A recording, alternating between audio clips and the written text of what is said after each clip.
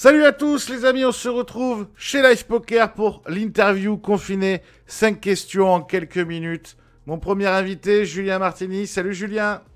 Salut Loïc, comment tu vas? Eh ben écoute, pas mal. Confiné toi aussi. Je suppose t'es où toi? T'es en France? T'es à Malte? T'es où toi? Je suis à Manchester en Angleterre. T'es à Manchester en Angleterre. Très bien. Bah du coup les matchs de foot ce sera pas pour tout de suite. Bon Julien, on va revenir sur ton actualité en 5 petites minutes et en 5 petites questions. Si on met plus de 5 minutes, on mettra plus de 5 minutes.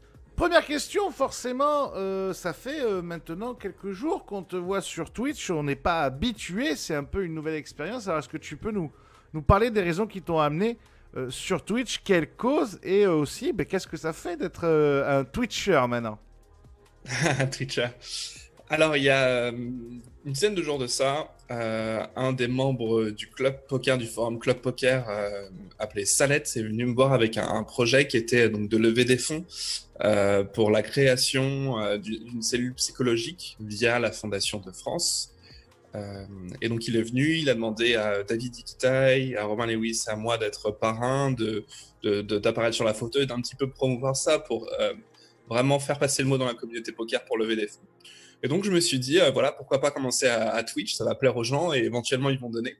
Alors, pour la petite histoire, j'ai commencé à Twitch dimanche dernier, vraiment en me disant, enfin, bon, je vais mettre 1000 euros de donation gold, on va essayer d'amasser 1000 euros. Et donc, le but étant, si j'amasse 1000 euros, je stream jusqu'à la fin des séries, donc jeudi.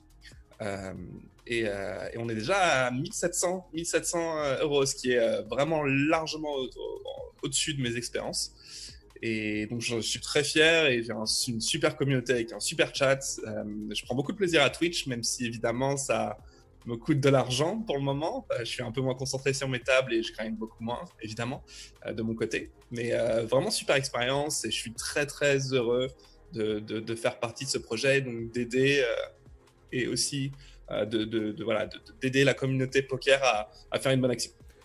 Est-ce que ça peut être un projet à plus long terme, une fois évidemment que cette très belle cause que tu défends, et on en a besoin en ce moment, une fois que tout ça sera derrière nous, on l'espère le plus vite possible, est-ce que ça peut être récurrent? Est-ce que ça peut devenir une réflexion à long terme d'être sur Twitch? Alors, donc au début, quand j'ai commencé, c'était vraiment brouillon. Il y avait des tables partout, on voyait mon fond, etc. Les gens m'ont super aidé. Maintenant, j'ai presque un truc professionnel et c'est génial, quoi. Comme je disais, je prends du plaisir à le faire.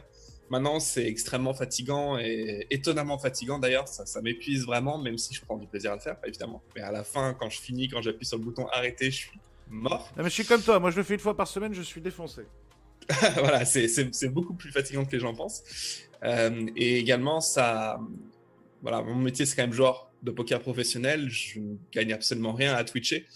Et donc, il faut à un moment donné que je gagne de l'argent. Donc, j'ai l'impression que pour vivre de Twitch, il faut vraiment le faire extrêmement souvent, ce qui, voilà, à mon échelle, n'est malheureusement pas possible.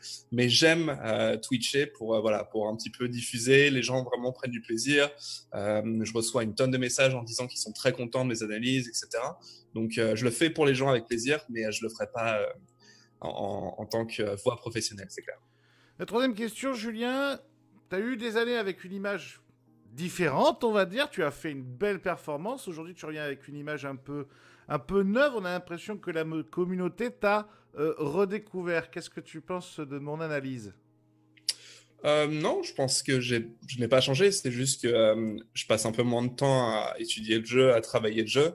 Du coup, j'ai un peu plus de temps pour m'ouvrir, voilà, être un peu plus à disposition des gens et à l'écoute des gens. Et du coup, je réponds à leurs questions de manière très naturelle. Et je pense que je n'ai pas changé. Je suis toujours la même personne. C'est juste que j'ai un peu plus de temps pour, enfin, voilà, pour répondre aux questions et pour me rendre disponible pour la communauté.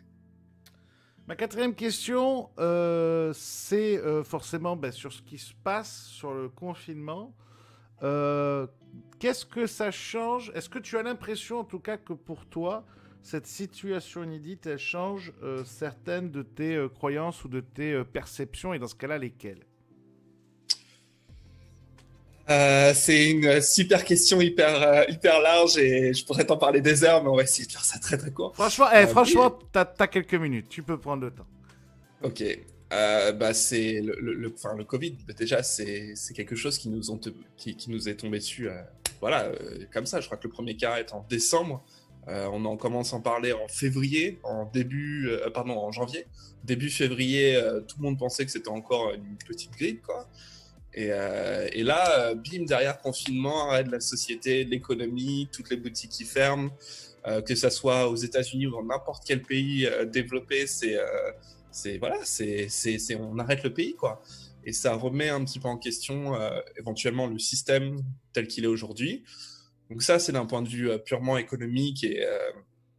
Et après, il y a le point de vue genre, social, etc. Où en fait, on se rend compte à quel point bah, l'humain est fragile, à quel point l'humain est solitaire. Moi, je le vois au niveau là, des dons. Enfin, nous, on parle là de la communauté poker et c'est pour ça que je Twitch. Mais je vois les dons dans d'autres communautés où je vois les dons de manière générale, ils sont impressionnants.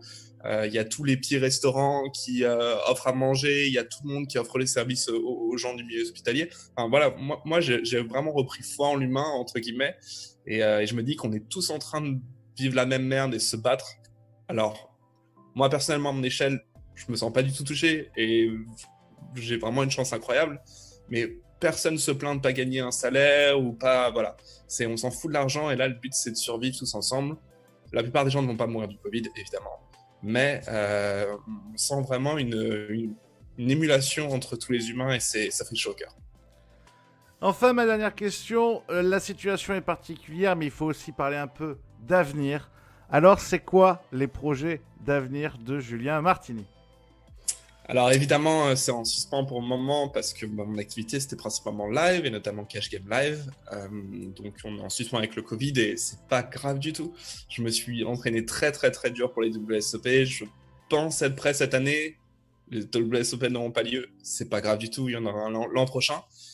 Donc voilà. Donc je suis aux dépens de ce virus et si par chance, on en est débarrassé d'ici août, évidemment, PSPC Barcelone et tous les événements qui suivront derrière live. Eh bien, écoute, Julien, merci d'avoir accepté d'être le premier invité. Tu seras le parrain de cette petite émission-là pour Live Poker, finalement. Avec plaisir, Loïc. Toujours un plaisir de faire des choses avec Live Poker. Eh bien, écoute, on se retrouve très vite sur Live Poker. Salut à tous et surtout, prenez soin de vous.